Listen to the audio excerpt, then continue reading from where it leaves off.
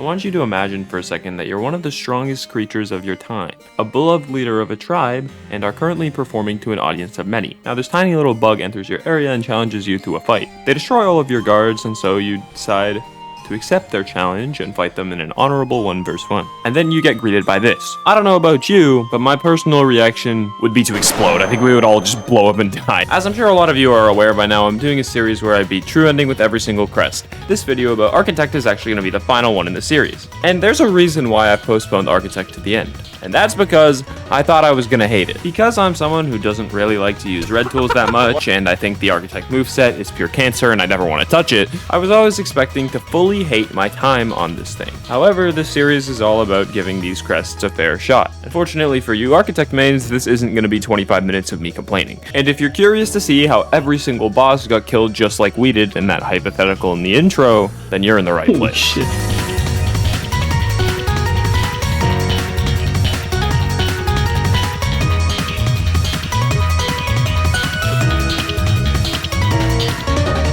Because I want to keep things a little bit more difficult, I don't really pick up any mask shards or nail upgrades or anything that makes me that much stronger. So we're going to be sticking to 5 masks, nail 2, with the 1 required spool fragment. Normally this is the part where I would preface that I'm not going to be using red tools that much because I don't like them, but obviously this time I went a little ham, so it doesn't really apply here. Finally, I'm going to be playing on an unmodded copy of the game, and that is for 2 reasons. First of all, I'm too lazy to mod Silksong and I haven't done it yet. Second, I thought it would be pretty cool to start each episode from the earliest possible point that I could find a way to unlock the crest. Cool? Alright, well, let's get started. To get the Architect crest, you need to get 25 unique different tools and buy the key from the NPC in Underworks. This obviously took me a really long time, as 25 tools is a lot. That's genuinely a quarter of full completion of a save file. And so before we even start the challenge, I'm going to talk you through my routing and which 25 I decided to go for. The first thing I decided to do was rush wall jump and then get needle in. Not only does this unlock the few tools you get from Weave Nest, but it also gives me basically every single movement ability that I'll need to get tools in Act 1. On the way there, I picked up Straight Pin and the Warding Bell, because they add like 10 seconds onto the route each, so they weren't a problem. I decided to instantly take advantage of my Weave Nest access and go straight into Weave Nest Atla. Here I got the Evolved Hunter crest just to help me get all the tools faster, as well as doing the double Moss Mother fight to get Weave Light. After this, I got the Druid's Eye and then Shard Pendant, and then went to Hunter's March to buy the Fractured Mask and the Curved Claw from the Scar Salesman. Because I didn't have enough rosaries for both, I did have to go to the arena at the top that gives you like 400, but it was fine. I was able to get the mask with a ton to spare, and it does serve as a nice introduction for all the rosary farming I'm gonna have to do for this fuck-ass crest, because goddamn I need shards. Continuing with the theme of these early game ones that are easy to pick up, I got Long Pin, Polyp Pouch, Flea Brew because I had enough fleas now, the Threefold Pin and Greymore, and then I headed up to Sinner's Road to start working on getting tax. This room is always so funny to me because I just like walk around in there and it's like chill, and then all of a sudden, whoa, whoa, whoa. Well, tax, Sting Shard, Weighted Belt, Magma Bell, Magnetite Brooch, Compass, Silk Speed Anklets, Barbed Bracelet. These are all tools that are very easy to pick up, but I am now broke. Even though I've been doing quests to help sustain myself on rosaries, I also gave the shopkeepers pretty much everything I owned for those tools, which means I won't have as much for shell shards later. Not to mention that I have to buy Chakra's entire stock for her fuck-ass quest, so the Grand Reeds are gonna get shit on, basically. They're going extinct, I think. However, I also kind of messed up. You see, I entered through Last Judge because I was thinking, well, I never have to go into the mist because I'm never going to use parry. And that's the only reason why you would go through the mist, right? No, of course not. The thing with the Last Judge enter is that you have to go through Cogwork Dancers to get access to the right half of the Citadel, which is where, like, everything useful is. This means that, essentially, me killing Last Judge early gives me literally no benefit. The only tool I can get from this is Delver's Drill, and let's be honest, I don't want to go to the Underworks anyways. So I'm not picking that shit up. Actually, I did, but it's unrelated, and I did that after I entered through the mist and got the white key and also got Injector Band. My point is that while I usually try to maximize the amount of boss kills, this time Architect is going to miss Last Judge, which really isn't that serious, but I figured I would mention it anyways just in case anyone was curious. To finish it off, I went through Mount Fay to get Memory Crystal, and then used Double Jump to get Snare Setter, Quick Sling, and then finished it off with Magnetite Dice because, I mean, I guess the good thing about entering Act 2 is that Lumble is dead, but that means that I now have 25 tools, and I can head into, like, the actual game, which is pretty cool. because I haven't actually played the game yet. Fortunately for me, I have the final boss rush of Act 2 ahead of me, with cogwork dancers, Trobio, lace, high halls, that kind of thing. All of that's about to happen right now, which is a perfect time for me to test my newfound architect. I decided to start by using Sting Shard, Delver's Drill, and Snare Setter. I had Quick Sling equipped here, but now looking back in hindsight, only one of the tools in my loadout right now can proc it, so I probably should have just gone with something stupid like Pollet Pouch, I don't know. Regardless, cogwork dancers started out really nice. Snare Setter actually turned out to be really good for this fight because the long wait periods in between phases, and the other two were like kind of fun to chuck around. I don't really know, they were like whatever. Also, this Snare Setter kill was very satisfying. Not as good as a Witchbind kill, but you know, it was nice. This sound makes my brain happy. I like the krr, krr. I don't know, man, it's great. Plus 1 point to Architect. Anyways, turns out Trobio can knock away your Sting Shards, which is, that's great. Also, the fun part about Architect is when you die, uh-oh, no more shards, no more tools, well, gotta go grind, I guess. It was clear that something needed to change, and something I didn't pick up earlier immediately jumped out at me. You guys probably already know already, it's by far the highest burst damage tool in the game, and that, of course, is the voltvessels. This nuke comes in 2 forms, but the one we're going to be focusing on is the Vola form. You can throw a ton out at once, increased further by Quick Sling, and when one detonates, all the ones around it will also detonate, creating the chain reaction that blew us up all the way back in the intro. Now that I have this tool under my belt, I can begin to explode everything that is in my way. Other than the fact that it has a limited capacity, and once I use them up, the idea is that you use an Architect Bind to get them back, but because the challenge only has 5 masks, I'm a little scared to do that, because I feel like I'm gonna die, and then if I die, that also means I wasted all my shell shards, which means more farming. I'm actually more scared to die in this playthrough, like, than anything else. Like, it's actually, I just don't want to farm, it's annoying. This means that the Trobio fight was pretty scuffed, because I just played scared after my initial damage. Did I enjoy the voltvessels though? Of course I did. I just wish I could throw out more, which unfortunately isn't the case. Real quick, I just want to mention that this pogo is absolute dog shit. In my case, at least, I can basically never land it if I don't charge it all the way up. And if I charge it all the way up, it takes like an extra second for it to come out, so I have to like pre-fire all the jumps I go for, which on moving platforms just makes them a little bit more annoying. And on bosses, it makes it basically unusable unless I somehow hit the aforementioned not charged hitbox, which, as I said, I always miss.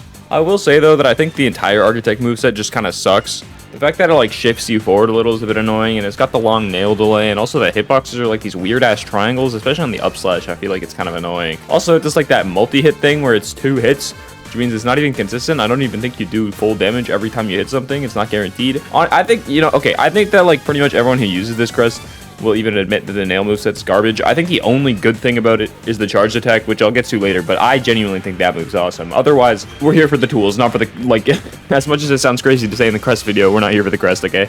The Lace 2 fight is actually funny to me. She had me looking foolish, bro. I felt like a new player on this attempt. Like, dude, what am I doing? Like, what? Dude, watching this back is rage bait. Like, I can't imagine being a viewer.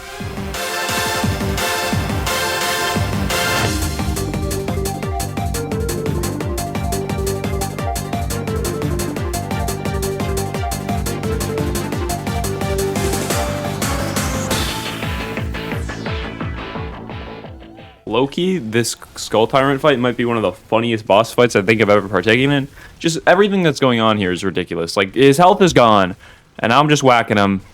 And now look, he died in 10 seconds. Great. Oh, fuck.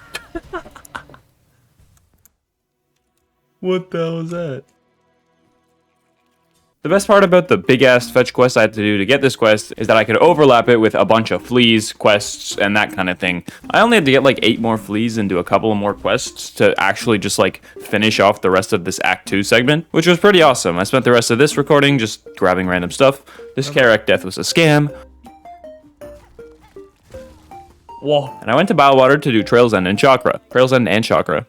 Trail's End and Growl. In the Growl fight, I actually finally learned how the toolbind works. To be honest, I've been like kind of just guessing. I thought it, okay, I wholeheartedly thought, I fully believed that you had to press the tool button while you were pressing bind. However, what you actually have to do is press up while you're pressing bind. And I didn't know that. So in the Growl fight, you'll see I do this.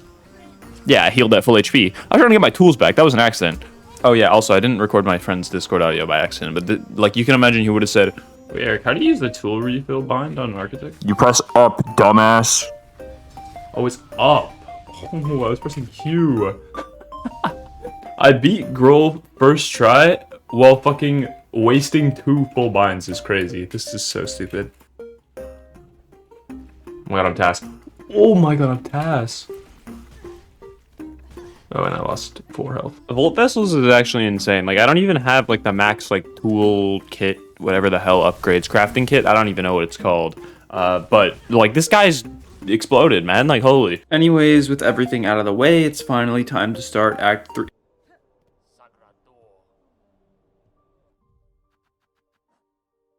I forgot to pick up the soul at the Growl Gauntlet. Alright, okay. Give me a second.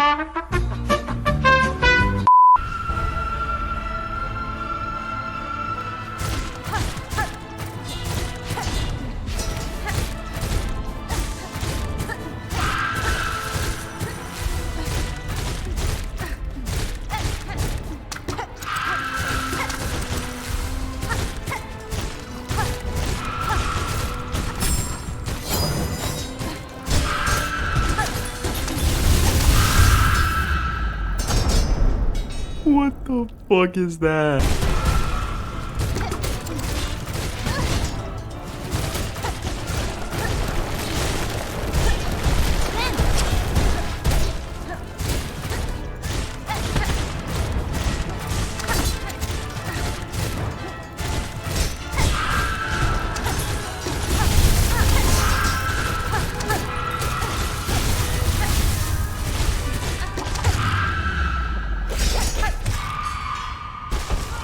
The first obstacle of Act 3 is the Bell Eater, and I have a pretty big problem. I have no shards. Normally this just means I have to go farming, but even if I had the money right now, I don't have quick access to Bell Heart because the Bell Eater is blocking the Bell Wave. This means I'm running off only the shell shards that I have with me, so sorry Flick. But if I have a drawn out exchange where I die to this boss a lot of times, I'm gonna run out of tools and be stuck with the shitty crest, so I gotta lock in. Ah, shit.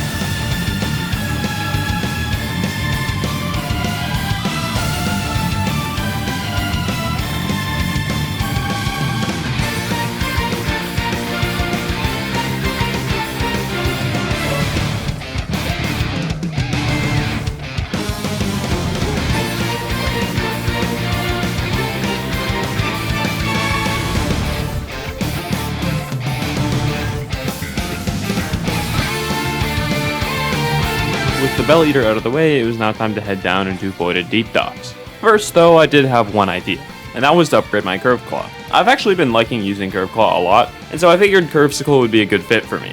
If you go to this room and you throw the Curve Claw and hit all these posts or the targets or whatever, give the Curve Claw to this guy, and then come back a little bit later, you'll actually get the upgraded version called the Curvesicle. This just increases its damage a lot, basically. And I would say it's one of the stronger tools in the game, although, if you couldn't tell, I'm not an expert on this. Anyways, on top of that, I also just had to do some farming, because remember, I had no shards. But it was now time to go to Deep Docks.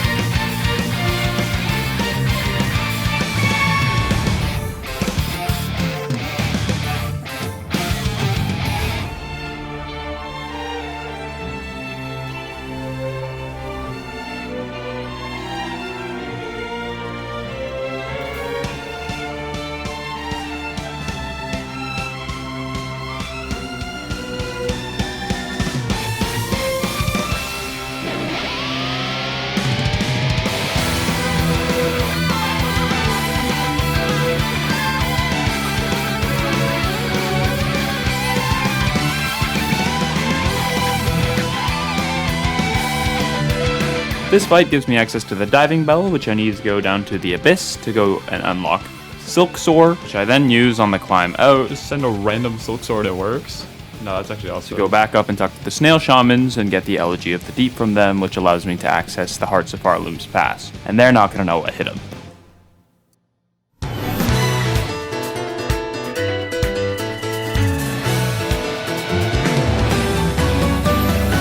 Guarding the first dreamer is Seth. About halfway through this fight, I realized that I didn't have enough money to buy the bench, and so if I die here, I'm gonna respawn at the bottom of the elevator that I took. However, this is not gonna refill my tools because I'm not at a bench, so I'm gonna have to walk all the way out if I die, basically, and then come back. So for the second half of this, I was a little nervous, but thankfully, my focus on not dying actually ended up, rewarding me with not dying, and so I was able to kill him pretty easily, especially after all the damage I did in phase 1. Because I still had no rosaries, I still couldn't bench at the bottom of the underworks, and so to refill my tools, I still had to dip out to the bellway and then run all the way back, but it was fine. I had a pretty simple strategy for Nyleth, and that was to blow her shit up. However, there was one thing I was relying on that didn't actually end up coming to fruition. You see, I was under the impression that you didn't use shell shards in the dreams, which is true. After you die or kill the boss and come out, your tools get healed and all your shards get refunded. However, you still need to have the shards in the first place to use Architect Toolbind, which unfortunately messed me up. Wait. Yeah, Wait, he uses shards in the fucking dream sequence where we did ass?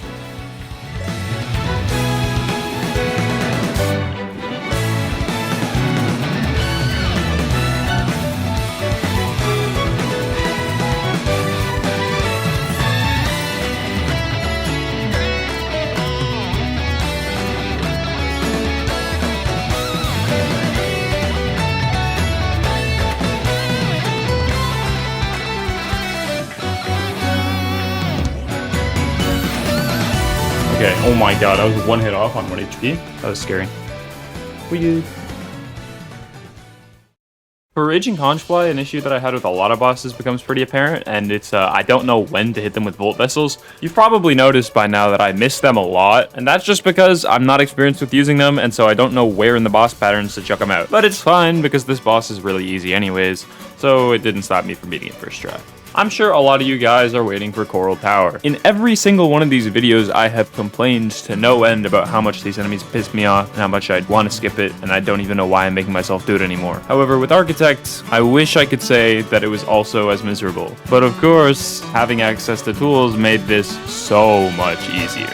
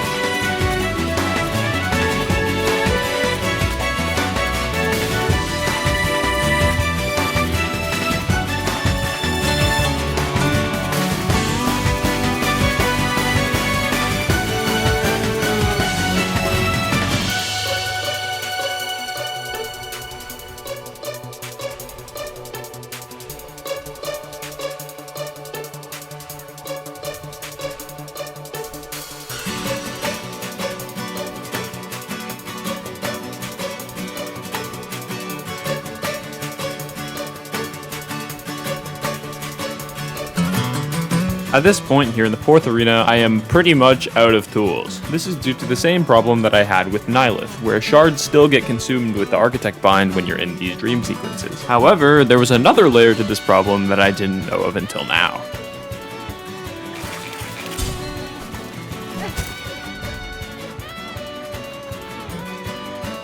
Okay, no, this is deadass something I didn't know was real. What? No more tool refills, so I'll keep that in mind, I guess. I have no fucking shards. However, I'd already gotten myself the shortcut, so I wasn't too worried about pushing this attempt all the way to Crest King Khan. But then again, anything's possible.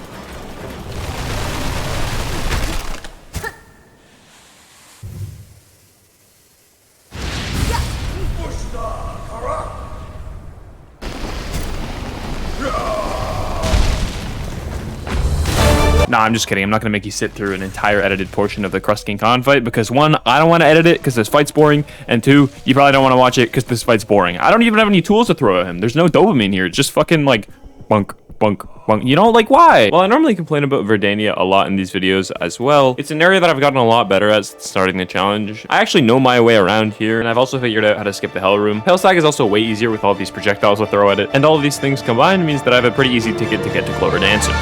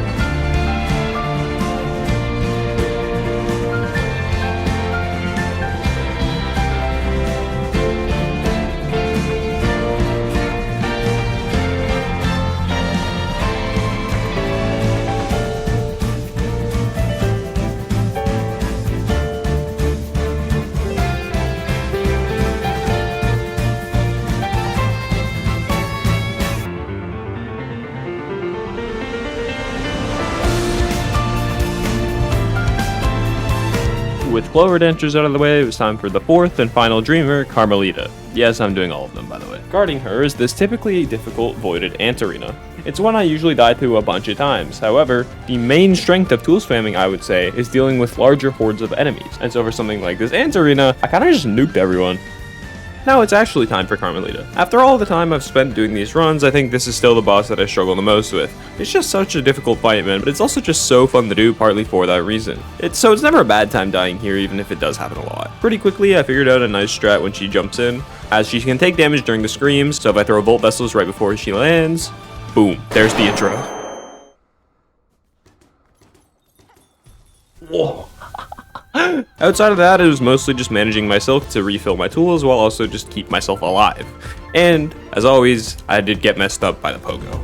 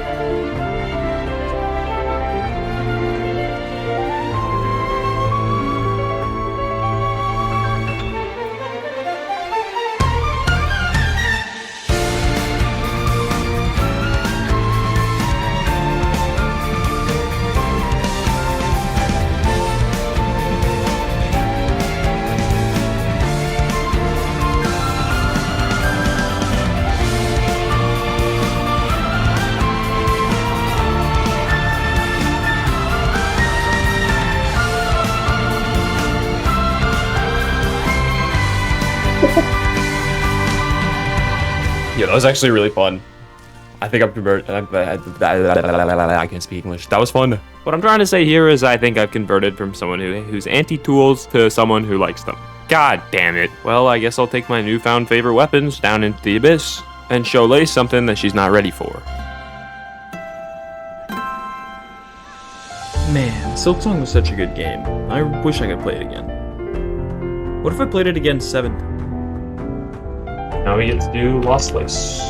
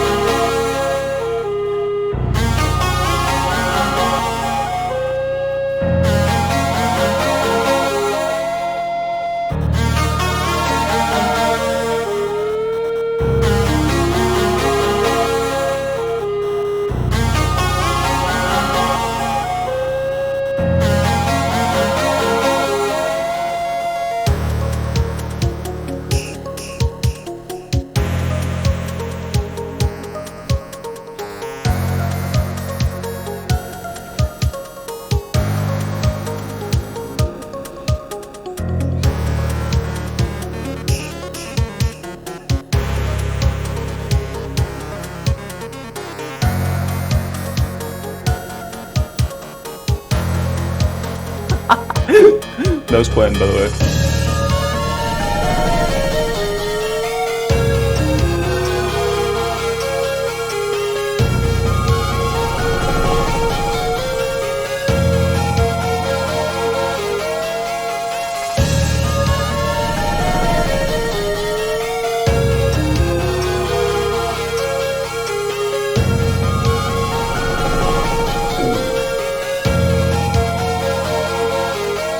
Oh.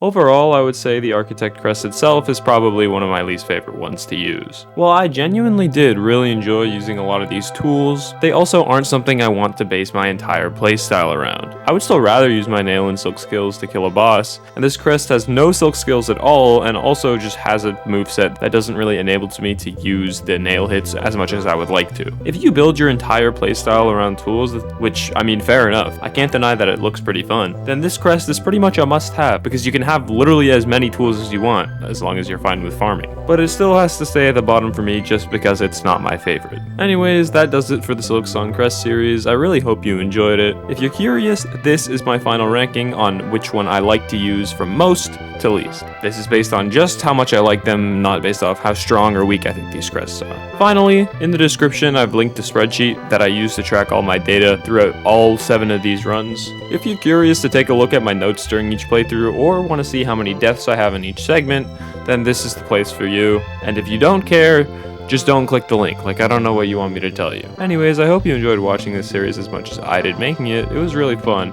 And I also hope you'd love to stick around for what comes next, because I'm not done with Silksong, and I don't think I will be for a long time.